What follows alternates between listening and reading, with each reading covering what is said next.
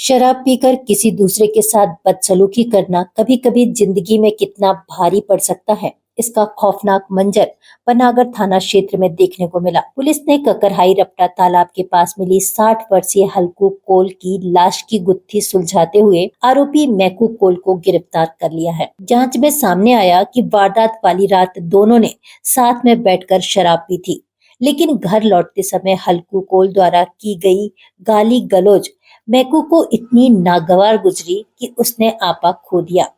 पहले उसने बुजुर्ग को धक्का देकर पत्थरों पर गिराया, फिर पास ही पड़ी लकड़ी के डंडे से सिर पर ताबड़तोड़ वार कर उन्हें मौत के घाट उतार दिया।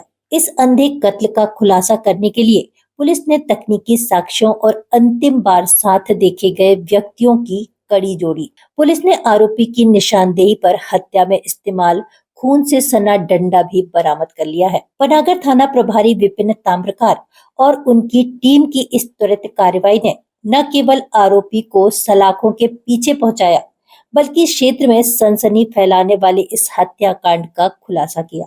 ये दिनांक 3 मार्च को सुबह पनागर थाने पे एक सूचना प्राप्त हुई थी कि थाने से लगभग 7-8 किलोमीटर की दूरी पर छतरपुर गांव के आगे ककरहाई का तालाब है, उसके पास एक व्यक्ति का शव है। शव की पहचान हल्लू कौल के रूप में हुई थी, जो कि वो पास में ही एक ज़मीन पे खेती की देखभाली करता था। चूँकि जो मृतक था हल्लू कौल, उसकी बेटी छतरपुर गांव में ही रहती थी, विवाहित थी।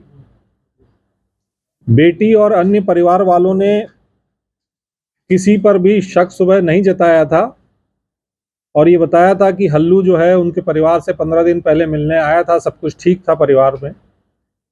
पोस्टमार्टम रिपोर्ट में 9 चोटों का उल्लेख हुआ, जिसमें से कि 7 चोटें सर पर थी, स्पैटियल फ्रैक्चर जो सर का है वो भी था, और दोनों हाथों में पीछे की तरफ चोटें थी।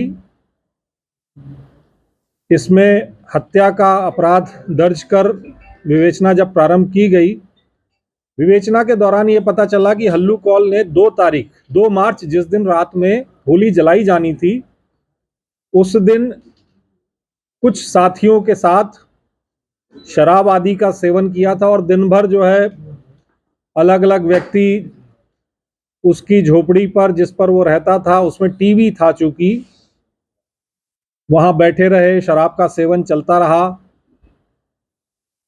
और फिर उसका साड़ू छोटेलाल कौल,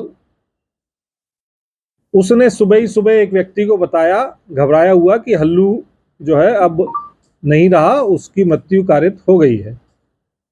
लेकिन छोटेलाल का ये कहना था कि मैं होश में नहीं था, तो मुझे नहीं पता कि ये किसके साथ गया, क्या गया। शुरुआती दौर में जब विवेचना की गई तो जो आरोपी है इसका, मैकू कोल, उसने ये बताया कि वो दिन में 2 तारीख की 3-3:30 बजे शराब आदि का सेवन करके वहां से चला गया था। उसके बाद उसको नहीं पता कि क्या हुआ। पुलिस ने जब इसमें बारीकी से विवेचना की तो ये पाया कि मैकू जो है रात में वापस आया था, फिर हल्लू और मैकू रात में फिर शराब का सेवन करने के लिए निकले थे। तो मैकू से जब गंभीरता से, जब गहराई से दोबारा पूछताछ की गई, तब मैकू ने बताया कि रात में जब शराब का सेवन ज़्यादा हो गया, शुरुआती दौर में जब उसने गाली गलौज की तो मैकू ने उसको धक्का दिया, जिससे वो गिर गया था। सर में एक चोट पत्थर से टकराने की भी आई, लेकिन इस पर भी जब हल्लू नहीं रुका और उसने लगातार उसको गालियां वो देता रहा, तो उसने पास ही पड़े